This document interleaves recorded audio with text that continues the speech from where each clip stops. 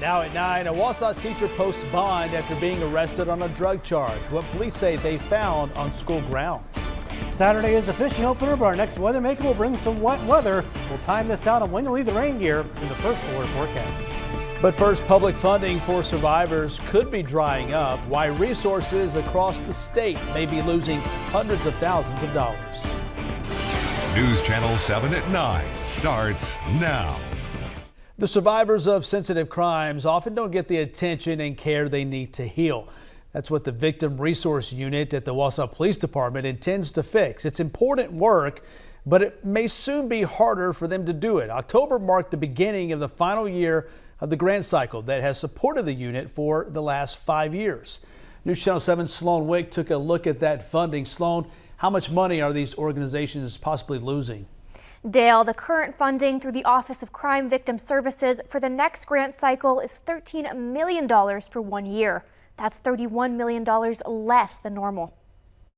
Bridge the gap from the initial call all the way over to, a place of wellness. The mural in the Victims Resource Unit is one of the first things you see when you walk in. It shows survivors of crimes coming out of a dark place with the help of officers and the VRU. It makes sure that they can heal from the victimization and not fall into the gap of re-victimization because of a lack of support. The unit includes a crime response specialist, a victim resource officer, and a therapist, all of which are now more valuable than ever. Waiting lists for therapy right now are really long. And so for someone who's in a crisis situation, they are afraid, they don't understand what is happening.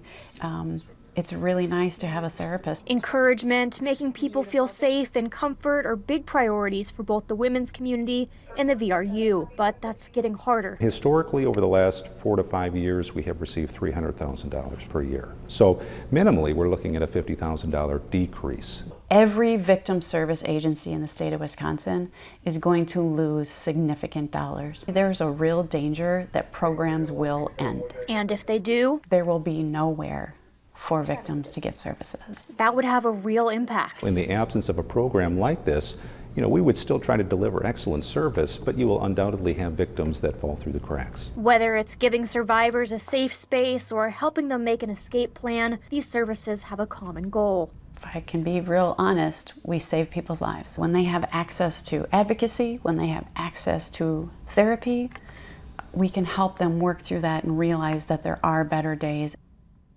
The organizations won't know how much money they're getting until late summer or early fall. If you or someone you know is experiencing domestic violence, you can call the Women's Community Confidential Hotline 24/7. Those numbers and the National Domestic Abuse Hotline are there on your screen. You don't have to tell them your name or any other information you're not comfortable with.